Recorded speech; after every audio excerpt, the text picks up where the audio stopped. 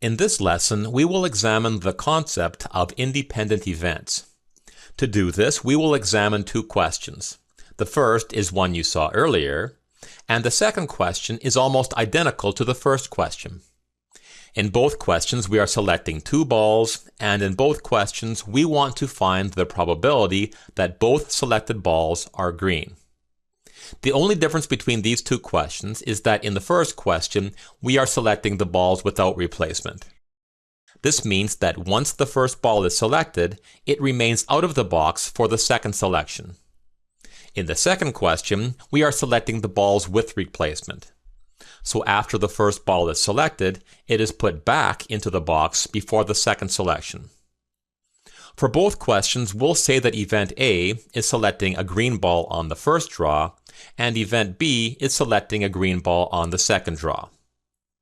For both of these questions, we want to find the probability that event B occurs. In other words, the probability that the second ball selected is green. Let's begin with the top question. If two balls are drawn without replacement, what is the probability that the second ball will be green? Well, this is a difficult question to answer, since it depends on the ball that was selected first. For example, if the first ball selected is green, then we are left with 6 balls and 3 of them are green. So the probability is 3/6 that the second ball will be green. But we don't know that the first ball selected will be green. What if the first ball selected is red? If that is the case, then we are left with 6 balls and 4 of them are green. So the probability is 4/6 that the second ball will be green. So the probability that the second ball is green can be either 3/6 or 4/6. The probability depends on whether or not event A occurs. Since the probability of event B depends on whether event A occurs, we say that events A and B are dependent. Now let's examine the second question. For this question, what is the probability that the second ball selected will be green? Well, here we don't need to know whether or not event A occurs. Once a ball is selected on the first draw, it is replaced before the second ball is drawn.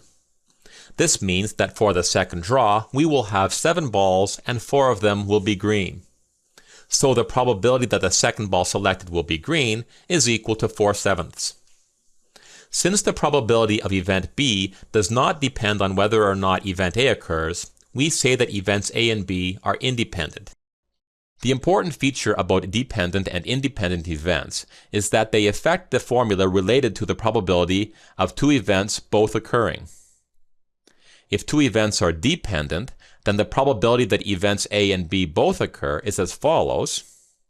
And if two events are independent, then the probability that events A and B both occur is shown here. Now let's apply our knowledge of dependent and independent events. In this question, we are selecting one number from the first set and one number from the second set. We want to find the probability that both selected numbers are odd. For this question, we'll say that event A is selecting an odd number from the first set, and event B is selecting an odd number from the second set.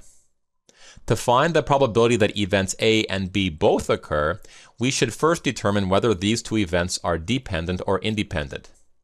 To do this, we'll ask the question, does the occurrence of one event affect the probability of the other event? Well, event A is selecting an odd number from the first set. If that event occurs, and we do select an odd number, does this affect the probability of event B, which is selecting an odd number from the second set? The answer here is no. Whether or not we select an odd number from the first set has no effect on the probability of selecting an odd number from the second set. As such, we can say that events A and B are independent, which means we will use this formula to determine the probability that events A and B both occur. Okay, now let's answer the question. First, we need to find the probability of event A. Event A is selecting an odd number from the first set. Since only one of the 4 numbers in the first set is odd, the probability of event A is 1/4.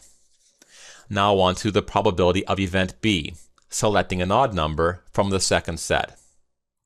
Well, the second set has 5 numbers, and 3 of them are odd.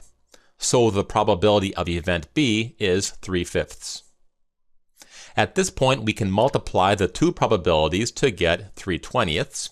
So the probability is 3/20 that both selected numbers will be odd. Please note that although many students prefer the formula for independent events over the formula for dependent events, the formula for dependent events will work for all probabilities involving the word "and." Conversely, the formula for independent events only works for probabilities where the events are independent. Now let's see how the formula for dependent events works on this question, even though the two events involved are independent. Here we'll begin with the probability of event A. Since one of the 4 numbers in the first set is odd, the probability of event A is 1/4. Now we need to find the probability of event B given that event A has occurred. In other words, we want to find the probability that the number selected from the second set is odd given that the number selected from the first set is odd. Now we already saw that the outcome from selecting a number from the first set has no effect on selecting a number from the second set. Nevertheless, if we assume that the number selected from the first set is odd, we can see that the second set has 5 numbers and 3 of them are odd. So the probability of event B, given that event A has occurred, is equal to 3/5. At this point, we can multiply the two probabilities to get 3/20. So even though events A and B are independent, the formula for dependent events still works. Now in this lesson, we examined the differences between dependent and independent events, and we saw that there are 2 formulas for the probability of events A and B both occurring. We also learned that the formula for dependent events will work for questions where the events are either dependent or independent.